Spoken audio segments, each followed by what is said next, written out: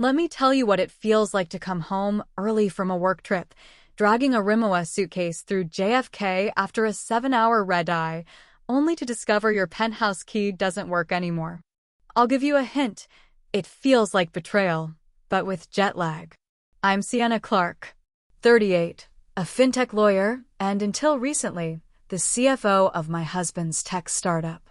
We built that company together over the course of our 10-year marriage.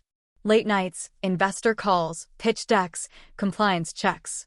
My sweat, my time, my brain, and apparently my stupidity, because while I was charming a panel of German investors in Berlin, my darling husband Grant was charming someone else, a 24-year-old influencer named Kaya, whose entire personality consists of oat milk lattes and bikini hauls. She's got 1.2 million followers and a spine made entirely of recycled collagen. No hate to collagen. Just to her. The doorman looked uncomfortable when I tried to enter the building. That should have been my first clue. He handed me an envelope with my name scrawled on the front like a breakup note from a high school boyfriend. Inside, a formal notice from Grant's lawyer. He was filing for divorce. The papers were already submitted. The bank accounts? Frozen. The penthouse? Transferred to the Holloway Family Trust. Cute. My name? Magically missing from all property documents, including the company paperwork.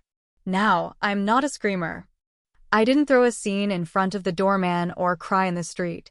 I calmly wheeled my suitcase to the nearest hotel, ordered a bottle of wine, and stared at the skyline I used to own a slice of.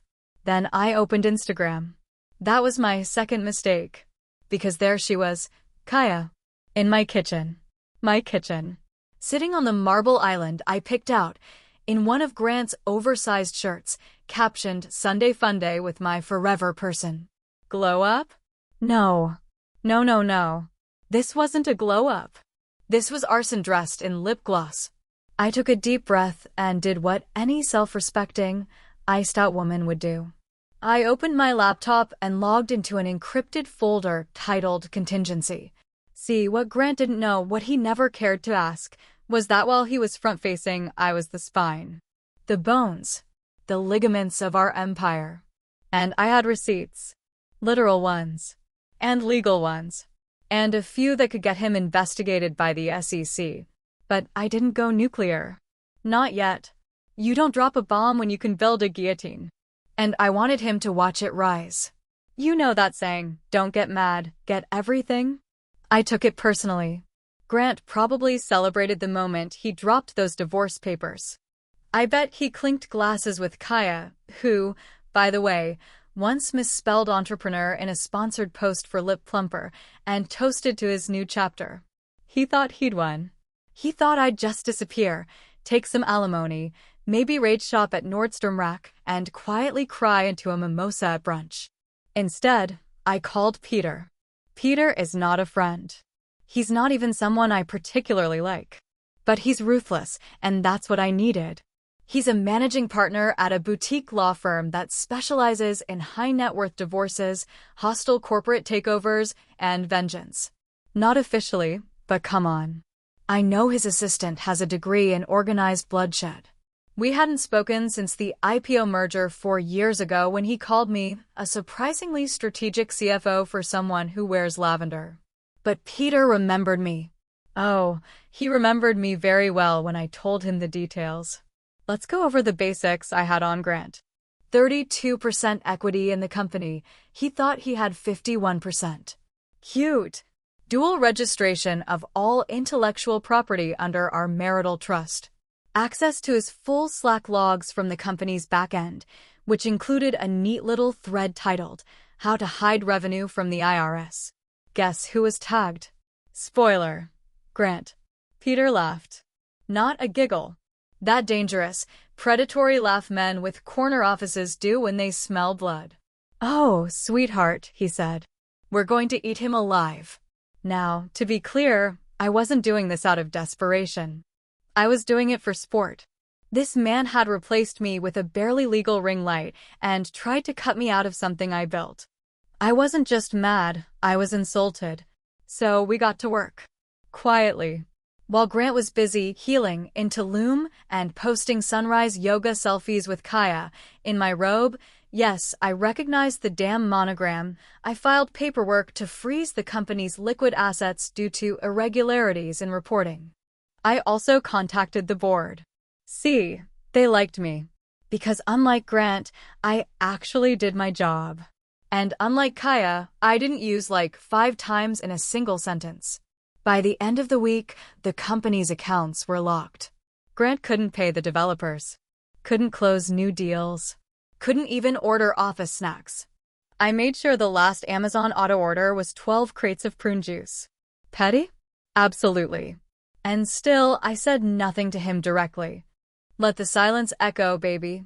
Let him wonder. But the best part? I saved the real humiliation for the one thing Grant loved more than money. Reputation. Because next week, he was scheduled to keynote a panel on ethical disruption in tech. And I was about to disrupt the hell out of him.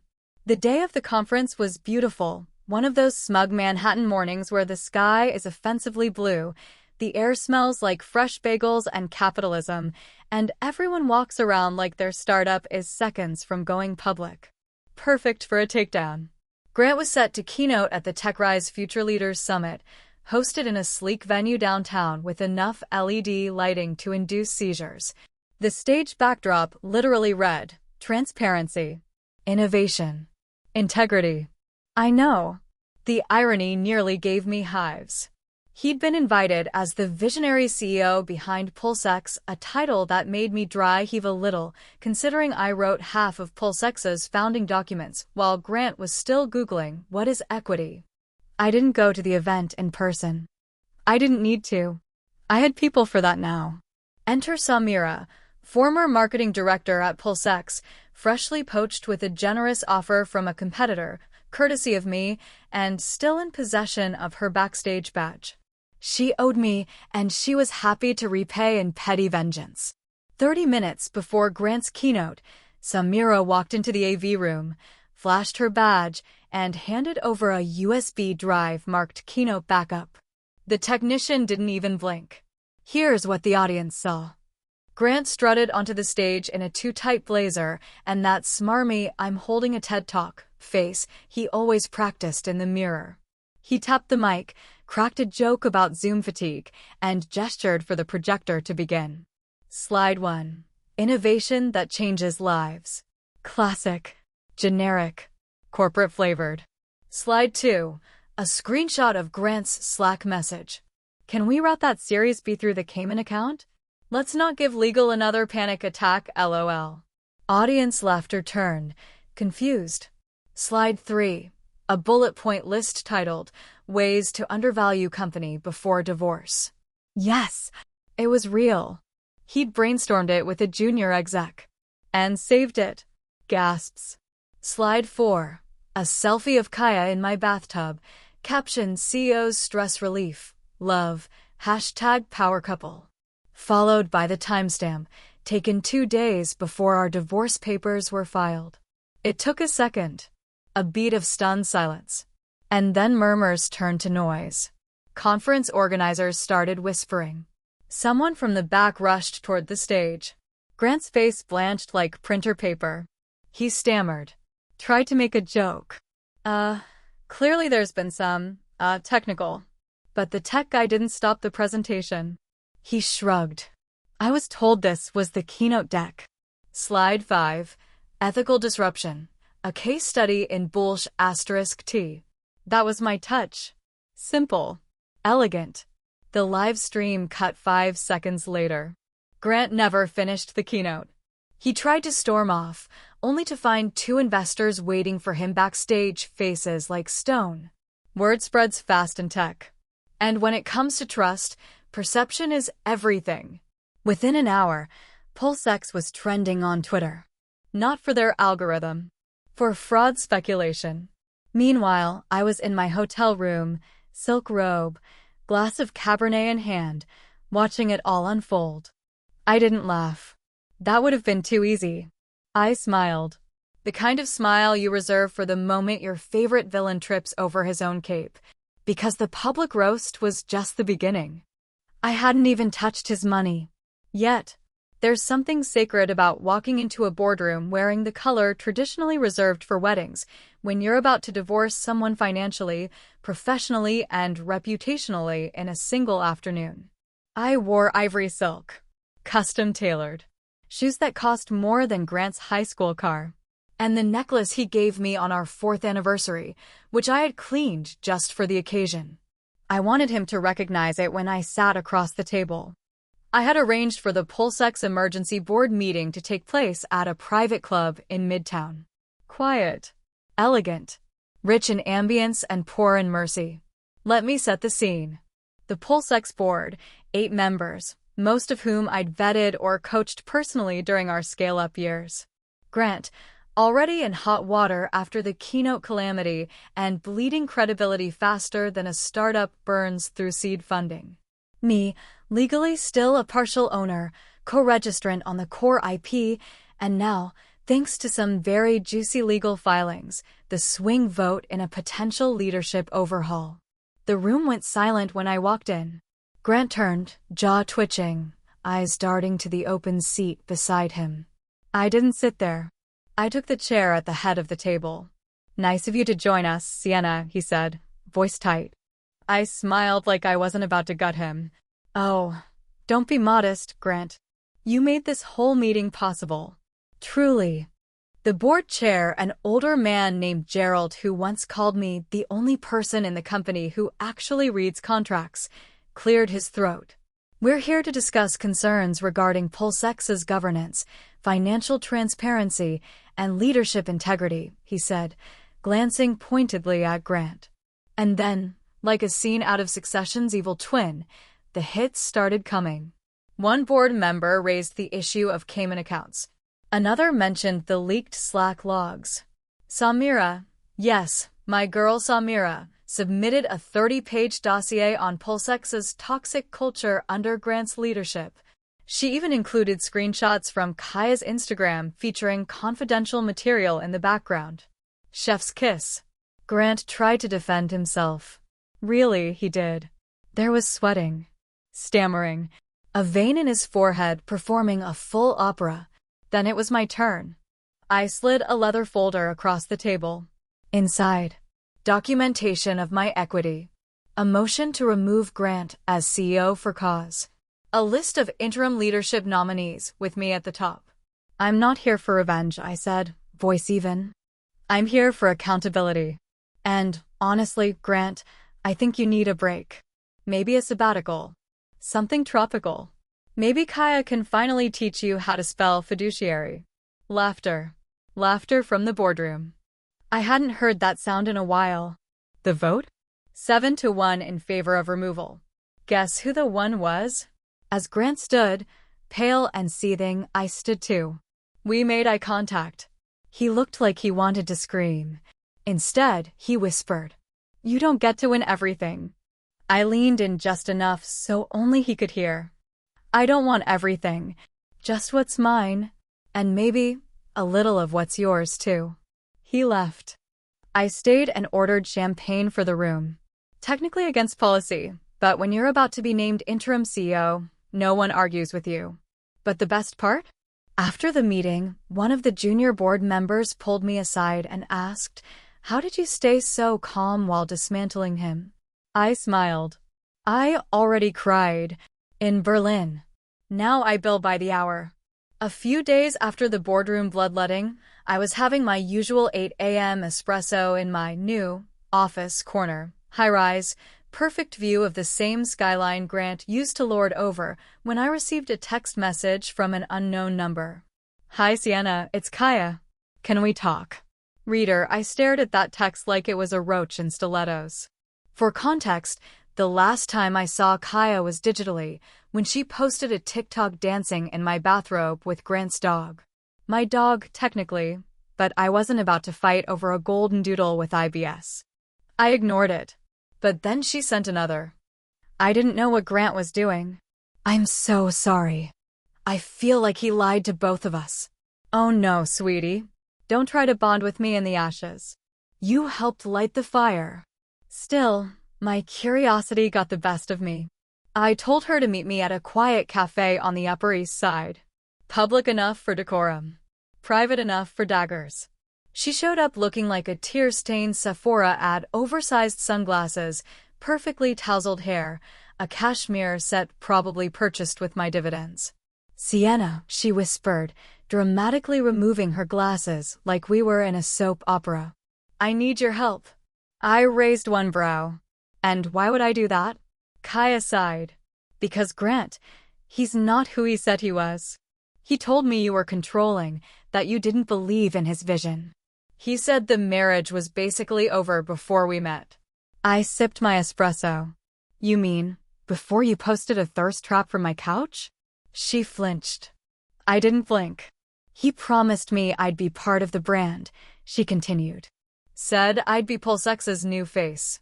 Now my followers are calling me a homewrecker and brands are pulling out. My manager dropped me yesterday. I'm hemorrhaging engagement." Hemorrhaging engagement. Like it was a terminal illness. "You made a choice," I said calmly. "Now you get to live with it." But I didn't know. "Let me stop you there," I said, leaning forward. "You knew enough to keep quiet while you laid in a married man's bed and used his wife's kitchenware. You didn't have a moral awakening. You had a branding crisis." She bit her lip. "So there's no way you could help me clear things up? Maybe a joint statement, a photo of us having brunch? I think it would go viral. Like, feminist healing." I nearly choked on my espresso. "Oh, darling," I said. "You're not the victim of Grant's lies. You're the decoration on his downfall. There will be no brunch. But if you want to go viral." I slid a little card across the table. It read, "SEC Whistleblower Hotline. Tell them what you know." That's the only redemption arc I'm offering. Her mouth fell open. I stood, grabbed my purse, and gave her one final look. "You tried to take my place. Now you're in it." That afternoon, a new anonymous tip hit the SEC desk. With attached screenshots. Kaya's voice may be basic, but her receipts? Incriminating. And, just like that, the noose tightened. Grant had no job, no girl, and soon no immunity. But I wasn't done. Not until he lost the thing he cared about more than money and women. His reputation in the press. I never wanted to go public. Honestly, I liked the quiet revenge. The paper trails. The court filings. The subtle power moves behind the scenes that left Grant gasping for air in a room I hadn't stepped foot in. But then he made the mistake that forced my hand. He went to the press. A puff piece dropped in Techline Weekly, an exclusive with Grant Holloway headlined, "Rebuilding from Betrayal, a CEO's Fall, and the Woman Who Tried to Ruin Him." Excuse me? I read the entire thing 3 times. Once for shock. Once for rage. And once just to highlight every lie with a Sharpie I nearly snapped in half. He painted himself as the victim. Claimed I strategically sabotaged his company in a bitter post-divorce spiral. Suggested Kaya was collateral damage in a smear campaign. He even called me unstable, said he feared for his safety after I weaponized internal documents. Let me be clear, I'd never even raised my voice at him. But if he feared me now? Good. I called in a favor. See, when you spend a decade in high finance, you collect contacts the way mediocre men collect LinkedIn endorsements. One of those contacts was Rachel Tan, editor at PowerShift magazine, a publication known for burning down entire reputations with the elegance of a ballerina holding a flamethrower. Rachel had been trying to get me on the record for years. I finally said yes. We met in a minimalist cafe in Tribeca, and I came armed with a flash drive, court documents, timeline charts, and a simple quote. I didn't ruin Grant Holloway. He did. I just made sure everyone saw the wreckage. Rachel grinned. The piece dropped 3 days later. Headline: The wife who wasn't invited to her own divorce and turned it into a corporate coup. It went viral. People weren't just reading it, they were devouring it. Thousands of shares, quote tweets, Reddit threads dissecting my every move like I was starring in some prestige HBO revenge series. One commenter wrote, Sienna Clark is the female John Wick, but for tax law. Another posted a meme of Kaya holding a #blessed coffee mug, captioned, "When you realize the woman you tried to erase now owns the table you're sitting at." Within 48 hours, 3 of Grant's remaining sponsors pulled their support. By the end of the week, his name was trending next to the phrase tech fraud and worst divorce plays of the decade.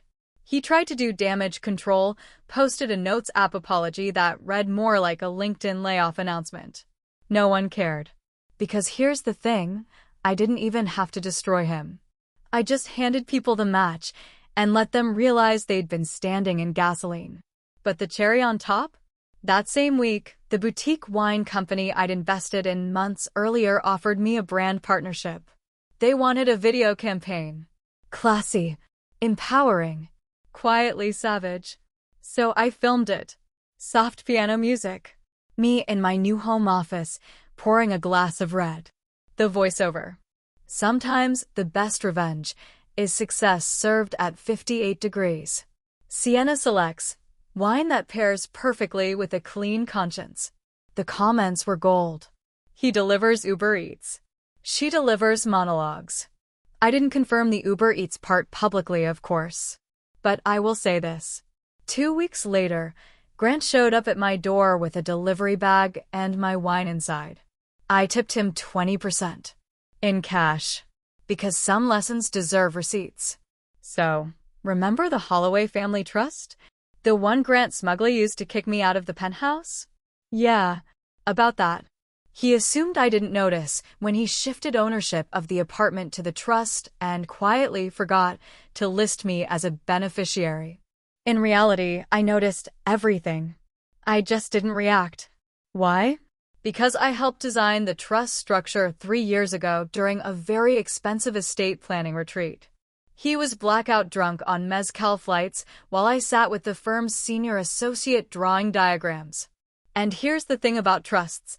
They operate on rules. Rules I wrote. You see, Grant's trust was irrevocable, but not immune. I had insisted on including a little clause, masked in legalese, that the board had to approve any change in beneficiary status for assets exceeding $2 million. Guess who that board included? Me. Guess who he never formally removed before transferring the penthouse?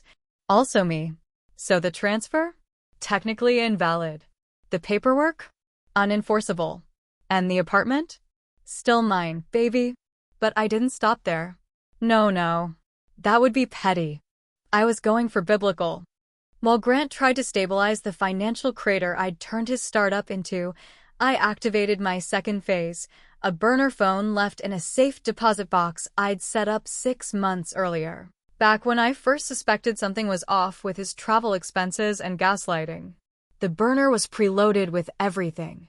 Screenshots of Grant discussing investor manipulation with his accountant. Audio files of him laughing about burying bonuses to avoid taxes. A PDF labeled Offshore Structures v Final FINA for Real.pdf. Yes, he really named it that. All of it anonymously dropped into the inbox of the Financial Inquirer. They did not hesitate. The article dropped like a guillotine.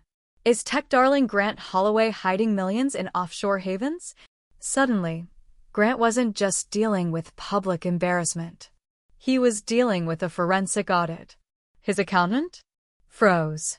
Lawyer? Resigned. Kaya? Silent.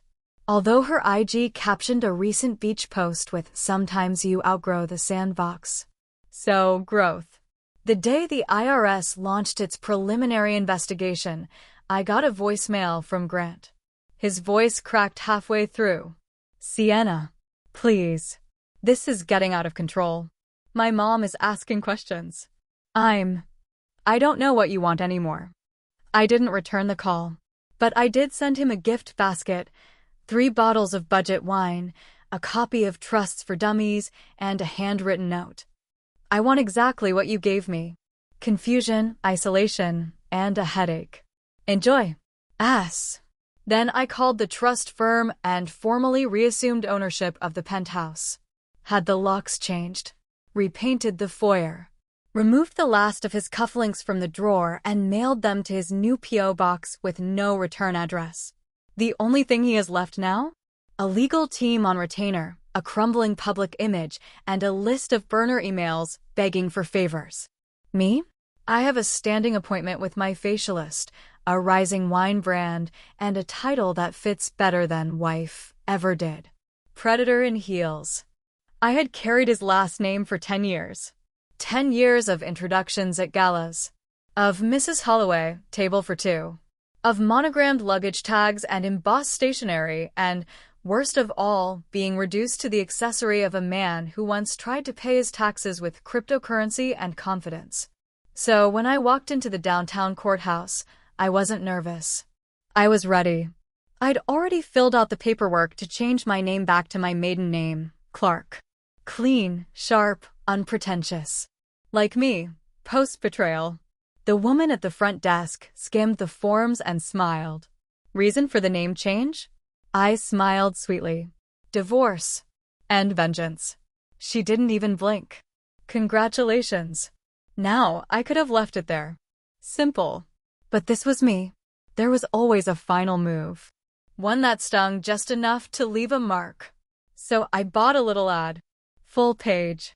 Glossy. In the PulseX quarterly investor brochure. Yes, the one still printing despite Grant's leadership implosion. Contracts, am I right? The ad featured a photo of me standing in front of the newly reclaimed penthouse window, skyline behind me, wearing a cream suit and a smile that said I own the oxygen in this room. The text? Formerly Mrs. Holloway. Presently not sorry. Sienna Clark, founder, lawyer, executive. You never really lose when your name was the valuable one all along. That little gem went viral on LinkedIn. You haven't lived until you've seen venture capitalists arguing over the morality of poetic revenge. Meanwhile, Grant tried to get the ad pulled. He failed. Turns out I still have pull with the firm's CFO. Also turns out I am the firm's new CFO. In an unrelated but deliciously timed twist, a podcast invited me to do a feature on women who fought back, a live taping with an audience. Normally, I avoid anything with a ring light and a stage, but this one was different. The topic? Brand reclamation in the face of public betrayal. I accepted. I told my story. Not with bitterness, but with precision. No name-calling. Just facts. Receipts. A curated unraveling of events so cleanly told that even the podcast host had to pause and say, "Wow, he really thought you wouldn't fight back." The crowd laughed. I didn't. He thought I wouldn't know how to fight back, I corrected. He forgot I was the architect of his empire. And architects? They know where the weak beams are buried. That line made the rounds. A merch line popped up on Etsy. Architect of the collapse. Predator in heels. It's Ms. Clark now. I didn't even make the merch. Someone else did. I just bought 3 of each and sent one to Grant's lawyer with a little note. For morale. And just like that, I shed the last thread of Holloway. I wasn't his wife, or his shadow, or his silent partner. I was Sienna Clark. Free. Focused. Feared. And just a little famous. It started with a voicemail. Scratchy. Muffled. The kind you know was recorded in a car, probably while pacing in some depressing parking garage and mainlining cold brew from a gas station.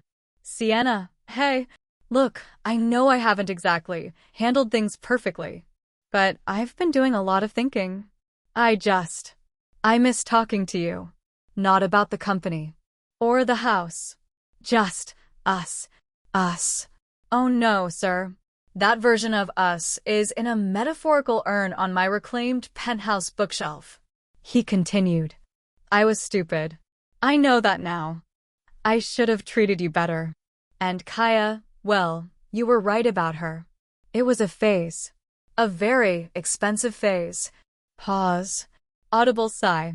Anyway, I thought maybe we could meet. Just talk things through. I'd really like to go over the asset division again. I think there's some room for compromise. I'm being reasonable here. There it was. The real reason. He wasn't missing me. He was missing access. Why? Because in the middle of burning down his public image, I'd also quietly yanked the rug out from under his shared offshore accounts. Turns out, my forensic accountant, shout out to Lena, queen of spreadsheets and subtle chaos, found over $2 million stashed under shell entities named after famous dogs. Lassie Holdings LLC? Seriously? Anyway, I froze every account linked to my name or signature, which, hilariously, included the one he'd been using to fund his relaunch project, a wellness app he pitched as meditation meets blockchain. Barf. And suddenly, Grant was broke. Broke in the cash flow sense, not the asset sense. Which meant he was rich in net worth, but poorer than a barista with student loans on the day before payday. He followed the voicemail with a series of texts. Can we meet? Just to talk. I think we got off track. Don't you miss what we had? And then the final one.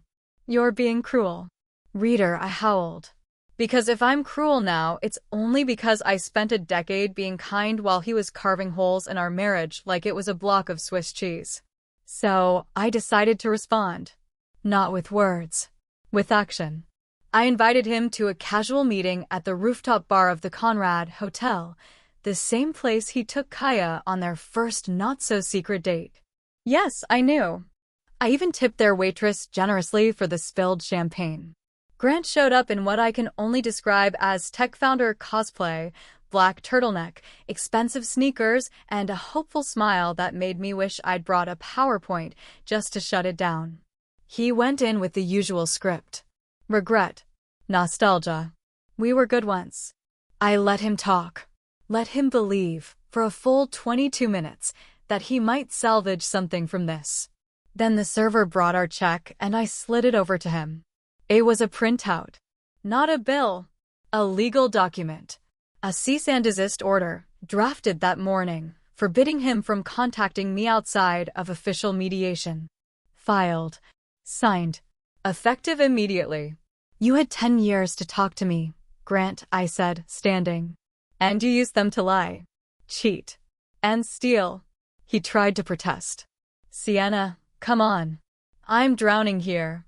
I leaned in just enough to keep my voice low and lethal. You built a paper ship. I just turned on the sprinklers. Then I left him with the bill. And no, I didn't validate his parking. There's a moment, after all the emails are sent, the lawsuits filed, the locks changed and the burner phones destroyed, when the quiet finally returns. And it's not empty. It's earned. Mine came on a Thursday night. My first evening alone in the penthouse since reclaiming it. Everything was exactly how I wanted it. No heavy wood furniture Grant insisted looked expensive. No weird art Kaya bought at an NFT auction. Just clean lines, warm light, and silence. I opened a bottle of the wine I now co-owned, a full-bodied Pinot Noir I'd helped blend myself during a recent investor retreat in Sonoma. The label? Clark and Crimson. The slogan? Bottled boldness. I told the branding team to lean in.